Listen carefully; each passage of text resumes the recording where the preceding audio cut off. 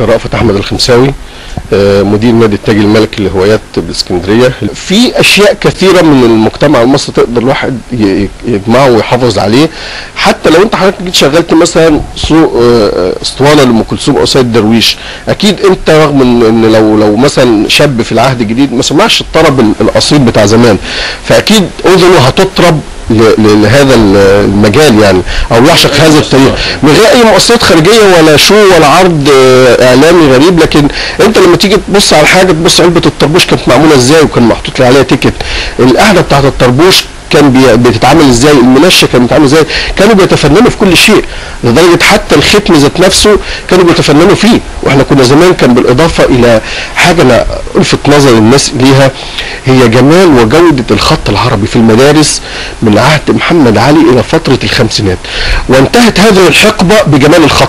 بعد كده تعالى لو تروح اي مثلا محكمه او تروح اي شهر عقاري، الخط ماشي فراخ، معلش الدكتور ذات نفسه سوري ما بقدرش اقرا خطه، لكن ساعتها الطالب كان لسه في الابتدائي وبيدوا له استماره بيملاها، بتجيب الاستمارات دي ارشيفات بتتدشت، بتشوف جمال الخط سواء بيكتب بالانجليزي او بالفرنساوي او بالعربي، جماليات الخط العربي ذات نفسه، رغم ان هم كانوا بيكتبوا ايه بالريشه والقلم البسط والحبر الشيني. دي عوامل لجوده الخط بالظبط كده. وكان في مدارس خط فعلا تقدر تنمي المواهب والهوايات. اكتر حاجه هو فتره من 1919 اللي هي قيام ثوره 19 الى قيام الثوره، هي دي كانت احسن فتره تاريخيه في المجتمع المصري كتاريخ وكنظام وكحضاره.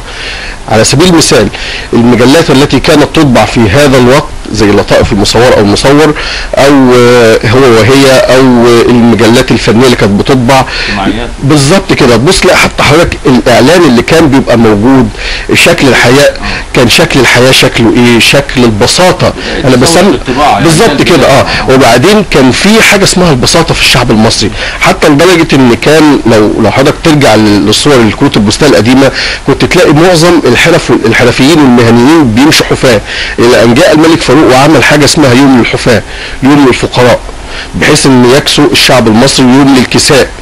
فدي كانت نوع من التآلف الطبقي ما بين الطبقات المختلفه، الى كمان بساطه الحياه في كل شيء، في الترام اللي كان شكله خشب وكان بدورين، وبعدين كان بالظبط كده. حتى المنادي حضرتك لو تعرف زمان اللي كان بيقول حليب يا لبن كنت تصحى على صوته، مثلا حلوه طماطم، النداء او الغناء او الغناء اللي هو المتناغم اللي الاذن تسمعه فانت بتعشق هذا الصوت، عكس دلوقتي انت بتسمع مكبرات صوت، يعني انت بتبقى قاعد تعبان ومريض وماشي البائع بمكبرات صوت وصوته حتى اجش ما بيميلش للصوت اللي الاذن تألفه.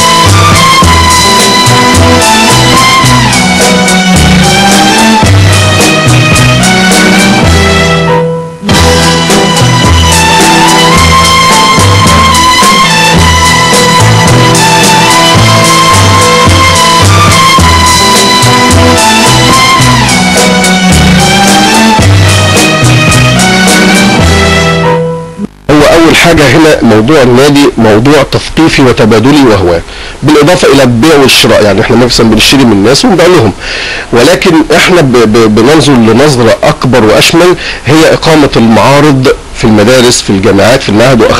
واخذنا فتره كبيره، عملنا كذا معرض في نادي سبورتنج، وبعدين عملنا في كليه الطب اخذنا 4 5 سنين متتاليين نعمل معرض شامل للصور والمطبوعات والحاجات الملكيه والمجلات والطوابع والجرايد. كانت بالظبط كده، كان بيحضروا الدكاتره والاساتذه، حتى لدرجه ان هو عمل شو او جو اعلامي كويس جدا للكليات المحيطه. بالاضافه الى ان احنا كان المفروض في 1/7 بالاشتراك مع الدكتور خالد عزب ان احنا نعمل معرض في المكتبه اسمه ملفات قديم وتاه. كنا هنعرض فيه الحياه اليوميه القديمه، ما بين الات كتب قديمه، ما بين الجراموفونات القديمه. وطبعا انا هبقى اوري لك جراموفون هنا من اندر الجراموفونات اللي شفتها في حياتي. بالاضافه الى انك انت بتعرض تاريخ الصحافه المصريه وتطور الحياه المصريه من خلال كارت البستان، بالاشتراك مع زمايل لينا برضك مهتمين بالارشيفات السينما، مهتمين مثلا بالجزء اللي هو زي مثلا الاستاذ مكرم سلام مهتم بارشيفات السينما وصور الحياه السكندريه كان يقوم بيها. عندنا مثلا الاستاذ امل الجوار في الاهرام كانت مهتميه بكتاب اسمه يومات اسكندريه اللي هو ضرب اسكندريه 1882 كانت هتعرض. هيبقى تناغم من الهوايات المختلفة. استاذ طارق جرانا في الاهرام برضه كان يعرض المقتنيات الملكية والحاجات الخاصة بيه هو. كنت هتشعر بقيمة عالية جدا في التراث المصري القديم، ولكن اجل لشهر يناير لعدم وجود اماكن كافية يعني، ولظروف خاصة بالمكتبة ذات نفسها. فان شاء الله هي دي الحاجات اللي احنا بنأمل فيها. نأمل ان شاء الله في العام الجديد ان احنا نتطرق للمدارس.